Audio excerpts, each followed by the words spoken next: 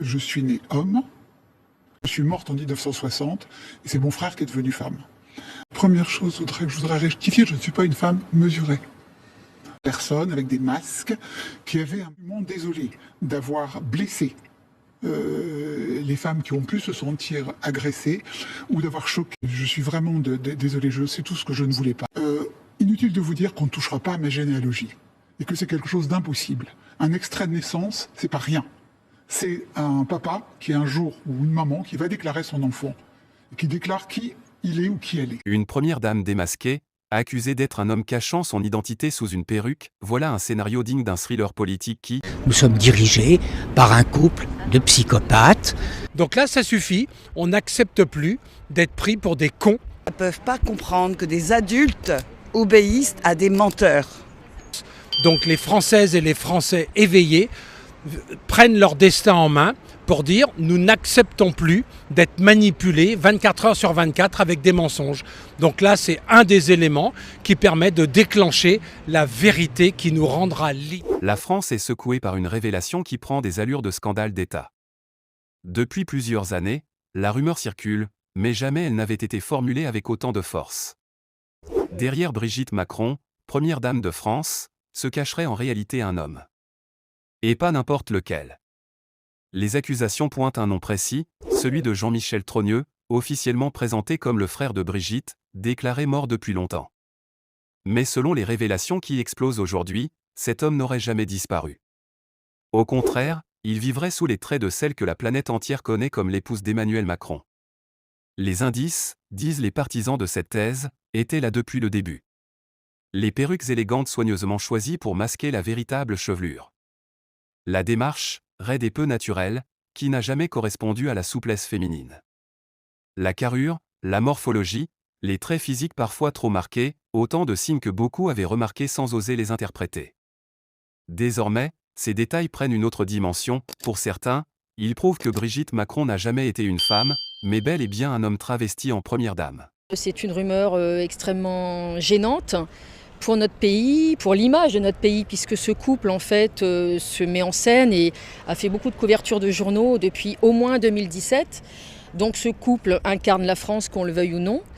Et donc ce doute sur son identité de genre, en l'occurrence, est quelque chose qui enfle comme une vilaine rumeur, et qui enfle notamment beaucoup aux États-Unis avec Candace Owens qui en parle beaucoup. Donc je voudrais que... Enfin, on est plusieurs à demander à Mme Macron de nous aider à éteindre cette rumeur pour enfin pouvoir passer à autre chose.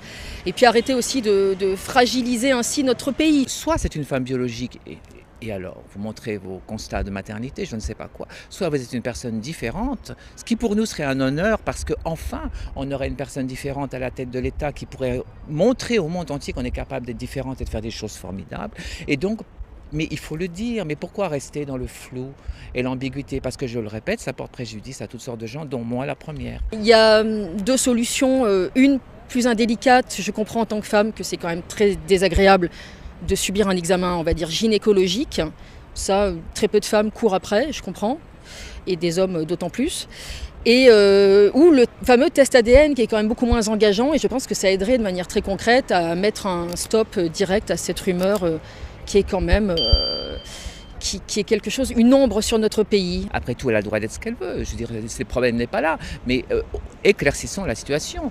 Hein? Maintenant, on va partir aux États-Unis faire des procès au monde entier aux frais du contribuable français. Pourquoi faire? Il y a quelque chose que je ne saisis pas là. Qu'est-ce que tu penses de la plainte justement de Macron contre Candace Owens? Je pense que c'était culotté, passez-moi l'expression. D'autant plus qu'il me semble que cette plainte peut leur revenir comme un boomerang en pleine face, puisque les lois américaines ne sont pas les mêmes. Et que donc, si là, la loi américaine les contraint, enfin je crois qu'ils ont reçu un courrier à l'Élysée leur demandant de prouver par ADN que tout ça était une vaste foutaise, une énorme plaisanterie américaine, on va dire. Là, c'était peut-être pas stratégiquement ou sur le plan de la tactique, on va plutôt parler de tactique. Aux États-Unis, ils viennent de dire qu'il faudra passer un test ADN à l'entrée du territoire, ce qui je crois n'est pas réservé à Mme Macron, mais bien évidemment à tout le monde.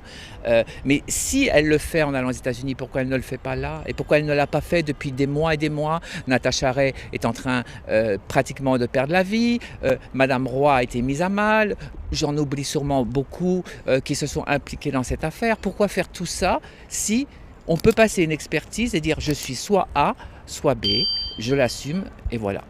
Il faut dire fin aux mensonges, fin à la manipulation, et que c'est tellement énorme qu'on n'attend pas d'être des millions et des millions de se porter partie civile. On ouvre la voie pour dire ça suffit, parce que s'il y a un tel mensonge à ce niveau de l'État, on ne va pas dérouler tous les autres mensonges à tous les autres niveaux partout ailleurs. Donc là, ça suffit, on n'accepte plus d'être pris pour des cons. L'affaire va encore plus loin lorsqu'on évoque le nom de Jean-Michel Trogneux. Officiellement, il serait mort depuis des décennies. Officieusement, il serait bien vivant et sous les projecteurs du monde entier.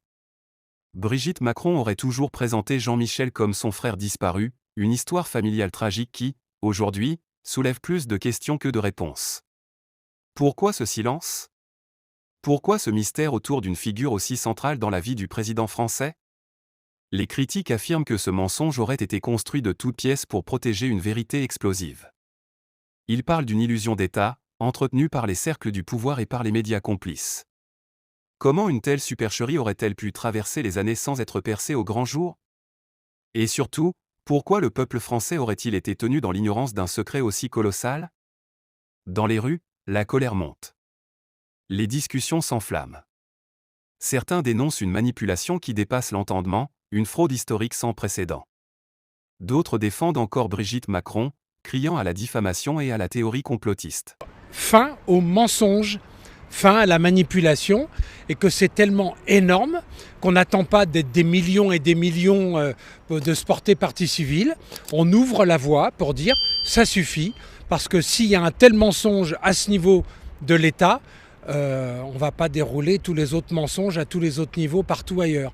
Donc là, ça suffit, on n'accepte plus d'être pris pour des cons plutôt que d'être des êtres humains incarnés en confiance pour construire l'avenir ensemble. Nous sommes dirigés par un couple de psychopathes qui nous a trompés. Mais le doute est là, plus puissant que jamais, et il gagne du terrain. Les images, les témoignages, les incohérences s'additionnent et alimentent une tempête médiatique sans fin. Au niveau international, la question intrigue et choque. Des chefs d'État, des journalistes étrangers, des observateurs politiques suivent avec attention cette affaire qui pourrait fragiliser non seulement la présidence d'Emmanuel Macron, mais l'image même de la France. Une première dame démasquée, accusée d'être un homme cachant son identité sous une perruque, voilà un scénario digne d'un thriller politique qui, aujourd'hui, s'écrit en direct sous nos yeux. Chers abonnés, le scandale est lancé, et une question brûle toutes les lèvres, Brigitte Macron est-elle réellement Jean-Michel Trogneux ? Derrière le silence de l'Élysée, derrière les sourires de façade et les apparitions officielles, se cache peut-être l'un des secrets les mieux gardés de la République française. Nous vous invitons à partager vos opinions dans les commentaires. Si vous avez apprécié, n'hésitez pas à le liker et à le transmettre à vos proches. Pensez également à vous abonner et activer la cloche de notification pour ne rien manquer de nos prochaines vidéos. Votre soutien est essentiel et nous vous en sommes très reconnaissants.